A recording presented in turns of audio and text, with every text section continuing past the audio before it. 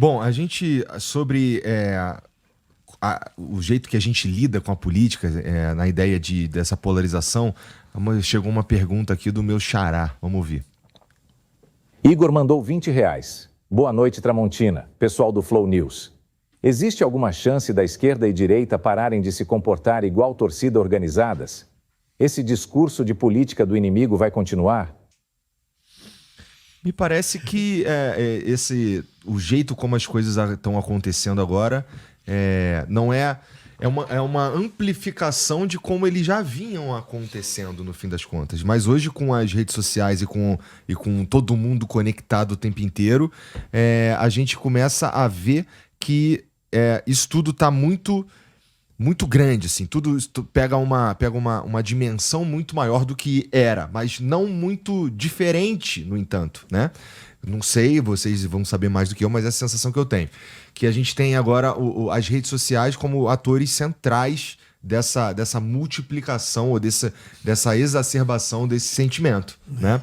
Então, acho que teve um momento, Igor, foi os protestos de 2013. Sim. Jornada de 2013. Teve o antes e o depois daquilo. Eu costumo dar o meu testemunho, porque eu acho que ele é expressivo como é que as coisas mudaram.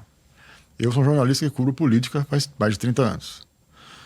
Durante muito tempo mesmo, mais de décadas, quando eu chegava numa reunião familiar, num evento com amigos, eu era o chato na mesa.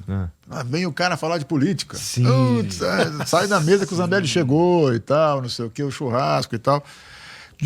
Desde os protestos de 2013, os caras não só não querem que eu vá embora, querem me chamar, vem cá, e o Bolsonaro, e o Lula, e não sei o quê, e o PT, e o Aécio, e o... A política, eu acho que 2013 também representa essa coisa da rede social como um ativismo político muito forte, que foi aquilo que gerou aquela amálgama que levou as pessoas para a rua. Mas o debate político veio para o ambiente de casa, do trabalho, da mesa de bar. As pessoas hoje têm opinião sobre tudo. Sem muita informação. Tem muito comentarista de título, que eu brinco, né? Todo mundo vê, eu vi essa matéria. Você viu o título, não viu a matéria. Mas o fato é que as pessoas estão empoderadas, usar a expressãozinha manjada, né? Estão empoderadas nesse discurso político que não era o cenário. Pouca gente participava assistia debate. O Flow fez um debate no ano passado, você viu o que aconteceu, né? As coisas mudaram. O Tramontina sentiu na pele o que aconteceu, né? Então, assim, esse debate político, ele está hoje na vida das pessoas. Ele está na Paulista, ele está na periferia, ele está nos extremos do país, porque o celular permite que as pessoas dialoguem com autoridades, cobrem autoridades. Então, isso é bastante irreversível, na minha opinião. E trouxe para a expressão política, que era uma coisa chata, um sentimento de pertencimento. Assim, eu pertenço a um lado, eu sou de um lado. Que era uma coisa muito diferente, é muito fria. Vamos pensar, o Fernando Henrique Cardoso venceu 2 eleições no Brasil. Ele é uma figura popular? É um líder popular? Não foi um líder popular. Não tinha nenhuma empatia. Ele foi porque tinha uma conjuntura econômica favorável, o Plano Real ajudou, uma coordenação política bem azeitada. Ele enfrentou o PT, que era a esquerda, que era aquela coisa do comunismo, venceu. Mas não é, assim, hoje eu tenho dificuldade de imaginar uma figura como Fernando Henrique Cardoso eleita. Porque as pessoas querem ter lado, querem vestir a camisa. Eu sou Bolsonaro, eu sou Lula. Sim. E é difícil enfrentar isso com esse componente passional muito forte na política. Só que a luta de 2 grupos no Brasil sempre existiu, né? Sim. Lá atrás, depois da ditadura militar, a gente tinha o MDB, A Arena MDB, e né? Arena e MDB. Depois a Arena se transformou em PDS e PFL. Mas você concorda que não tinha essa coisa? Claro. Tinha lá na década de 60, 50 tinha. Depois da ditadura, não tinha muito essa coisa da bandeira, do uniforme, não tinha isso. Os grupos foram mudando, o PSDB foi perdendo força, o PT subiu, né? E aí surgiu um outro grupo e agora virou esse. Quer dizer, a luta de 2 grupos aqui majoritários sempre existiu. Agora, sem dúvida alguma, essa sensação de pertencimento e esse poder que cada um tem com esta maquininha, né?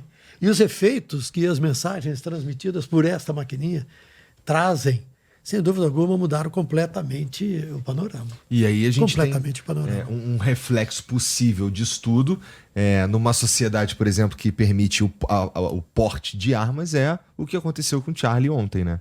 Que é por que deram um tiro no Charlie? Porque estamos extremamente radicalizados sobre nossas opiniões, sobre o que a gente pensa politicamente, a ponto de silenciar um oponente matando esse oponente. Então, como humanidade, a gente precisa pensar o que a gente está fazendo. Agora, como foi perguntado, eu não vejo condições de mudança no curto prazo dessa situação. Não vejo. Também não.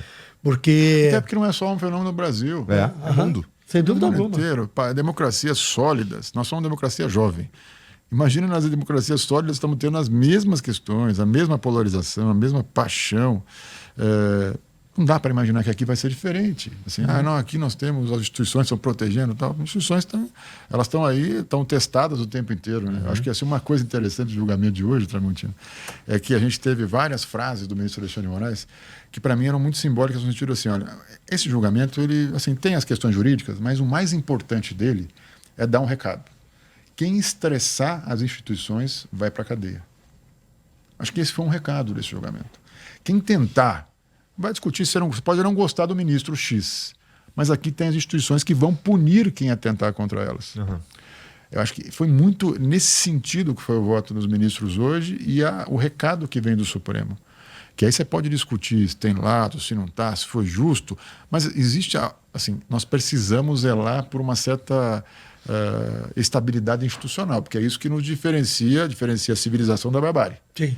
Então, na hora que não tiver mais um Estado democrático de direito, aí você pode discutir até a subjetividade dessa expressão, mas você vai caminhar para um ambiente de guerra civil que é quando nós não queremos que chegue. E acho que a gente também não pode concordar com ideias de que tem que tocar ministro porque esse ministro age assim. Sim. Tem que, casuísmo, né? Aí seria casuísmo. Esse cara não gosta dele, troco ele. Né? Se a gente pensar que aqui em São Paulo o dono da rede Ultrafarma foi preso, acusado de pagar propina de R$1 bilhão.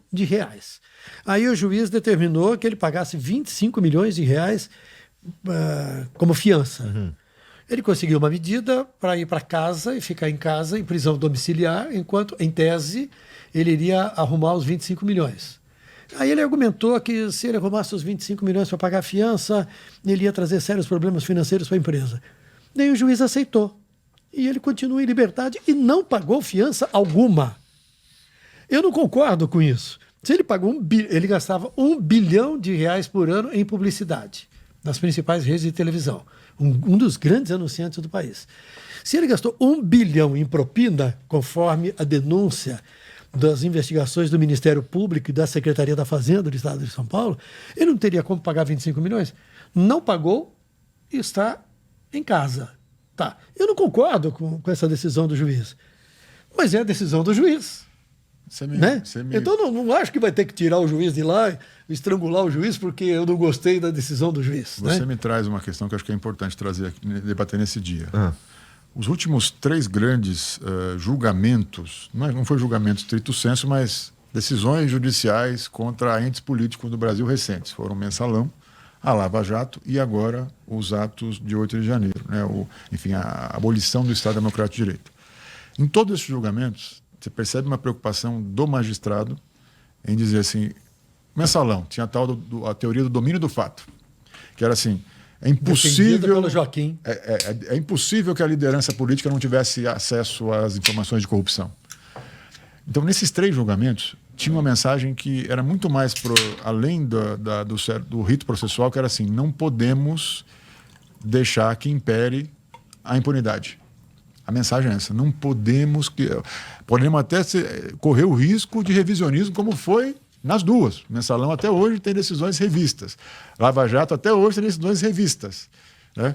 Mas o judiciário também está um pouco com acho que esse represado, com esse sentimento de que assim, é mais importante demonstrar para as pessoas que quem estiver fora da lei vai ser punido do que o detalhe processual. Acho que é uma reflexão interessante, porque depois a gente pode ter revisões desse julgamento de hoje e vão dizer assim, naquele momento era importante dar o recado que quem estressasse, atentasse contra as instituições seria punido. E até pode ter acontecido até algum tipo de exagero nas penas, mas aquele recado era importante para aquele momento histórico. Né? Então, acho que isso que você falou, impunidade, acho que é uma expressão que hoje está na cabeça dos magistrados que passaram talvez décadas num processo em que o político não era punido. Político no Brasil não tinha punição para político, né? Foram décadas de uma extensa lista de crimes cometidos sem nenhum tipo de punição. Veio do mensalão para cá, a gente passou a inverter essa ordem. Assim, e aí tem alguns excessos que são cometidos às vezes. No afã de você prender o político, você comete alguns deslizes processuais, depois eles são provados e você tem que soltar o político. Uhum. Então esse é o Brasil. E assim, de verdade, eu acho que faz parte um pouco dessa consolidação da nossa democracia. Que, repito, aprendizado, né? A democracia nossa é bastante jovem ainda. Então tem um processo de consolidação que vai passar ainda por vários testes de estresse. E eu acho que é do jogo.